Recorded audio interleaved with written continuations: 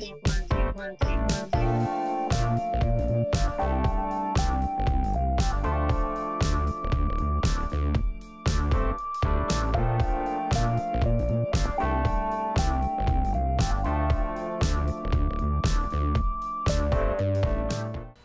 I'm Rex McGee. I worked here at Mullican Feed Mill for 40 years. This is one of my co-workers and former employer, Charles Mullican. Yep, I'm Charlie Mullican. I started here in '68. My granddad was William J. Mullican. He had dairy cows and farmed back then, and we had another building where he started making feed for himself, for dairy cows. Then other people came along and wanted to make feed for him, for them too, so he did. In 1940, they moved from the original location to another building behind this one. Then two of Granddad's sons, three of them, were drafted into the military during World War II, so we had an uncle, Jess Settles. He ran the mills until up after 1945 or so, I guess. Then somewhere around the late 50s, they built a new building, which is one we're in now. And it opened in 1960. Then Now the old mill, Charlie, didn't have electricity. No, when y'all moved there, did it? Yeah, the old mill didn't have electricity. They had a diesel and stationary diesel engine that generated electricity to run the hammer mill and the mixers and the lights in the building. So Charlie, what was it like whenever you were a kid, you know, working on the farm and helping in the mill? Well, I mean, how old was you whenever you actually started working in the mill? When I started working here, I was 25 probably. Oh, yeah? 20, yeah. Back in the early days, I never did work here. We used to ride out here with whoever was going to make the feed. We'd come out on Saturdays and it was out here then, but I never worked in the old building at all. What about you, Rex? No, I didn't work. That was way before my time. Right. I started here after high school in this building they built in '60. I started here in '79. Right out of high school, I was 18, and worked here up until they auctioned it off in 2009. When Marty and Bill both had passed away, and Charlie and Mike decided to auction it off. Bill's wife wanted to get out of it, and they decided to auction it off. I think Charlie wanted to retire anyway, so they auctioned it off, and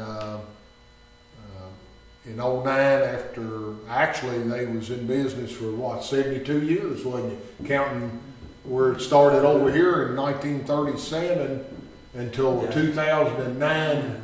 Here was probably 72 years of business, taking care of customers and different things. Because I think in the earlier days, y'all even had fertilized and sowed seed, farm corn, soybeans, and different things. But in '09 they sold it, and a guy by the name of Kenny Buckman bought it from Mullican Feed Mill and changed it to Integrity Feeds. And Kenny run it until here this year, February of 2019, and he auctioned it off to Tony Clark. Now, Charlie may know more about Tony Clark. I know he's born and raised here in Stanley.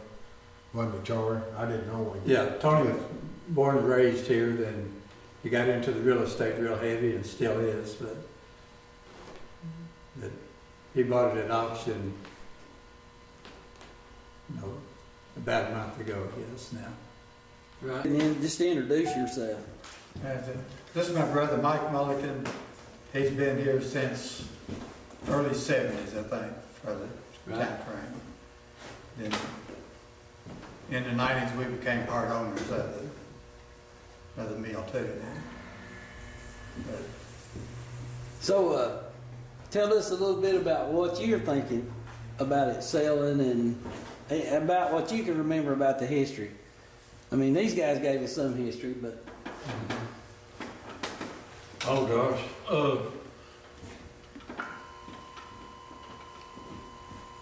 Well, it's always been a Mullican feed mill all my life. Right.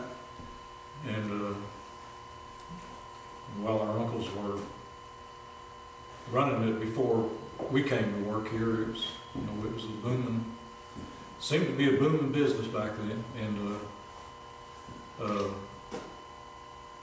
I know we made a lot of feed, we sold a lot of hardware, cleaned a lot of seed and bought a lot of grain and sold it.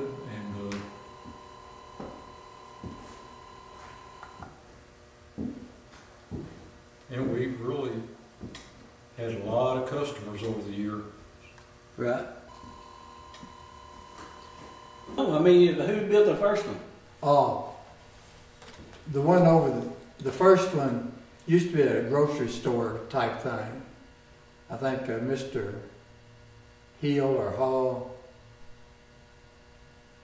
as it was.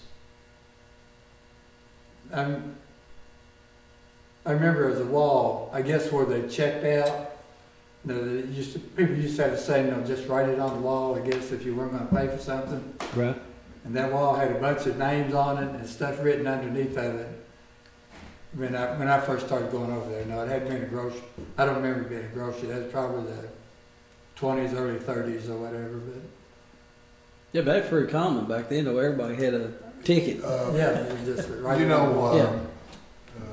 Billy Joe Bollinger was talking about some writing on the wall. I didn't know that. It was like drywall, and there's a lot of writing on the wall there. It had people's names and. Is it still there on that wall? I don't know. It's on the front of the building. Yeah. There. I haven't been over there and looked at it for a long time, but. Yeah, you don't know who built old mill back there. No, I don't know if it was already here or if they built it. What was sitting here, you remember? Or was this a vacant lot when they built No, this the mill? railroad owned this lot here, and there was a two-story house down here they're working on now. Yeah. It said right here, and then a little house in the alley over here. They moved them, and then leveled it off and cleaned it, then we built a mill here. Who built this one? You don't remember? The contractors? Yeah. No. Yeah. Not only did we make feed here, we also cleaned seed. Seed beans back when you was allowed to. We cleaned seed beans. Okay, what do you mean when you was allowed to? Well, you can't clean them anymore since Roundup Ready, ready soybeans the come patents on. on them were. Stopped us from cleaning them. People couldn't save their own seed Really? anymore. I don't know what year that did come out. You remember? Just trying to think. 2000? It was in the 2000s sometimes. It may have been 2000 I mean, something. here's my thing. This is history. And where we're at today came from here. I mean, whether people acknowledge history or not, it was your grandfather that had to start this mill and learn the business. Yeah. And I mean, start from scratch. Yeah. And, but so for him to get to where you guys are now as far as the feed mill and learning the process and figuring out how to, look, the labels have to be right, everything you have to do the ingredients. You know what I mean? You can't just guess at that. That has to be right. So, the state comes out and they pull samples out of bags Right. and they take a copy of that tag. And if it don't agree with the tag, you got problems. Yeah. Exactly. So that's what I'm Shut you saying. down. So there was such an effort put into learning that process and getting to that point. Yeah. So now we've got, you just go to Rural King and buy a bag of feed, Yeah. and you never see the person you're dealing with. Yeah. You never, Well, you never hear the grain no. bins running. You never hear anything like that. So that's Right. something that people are going to lose out on. Gonna lose out. Funny how things work out. Like your granddad never even thought of owning a feed mill. He just started a little mixing thing over here in a warehouse to feed his dairy cattle, and it grew into a feed mill for 72 years.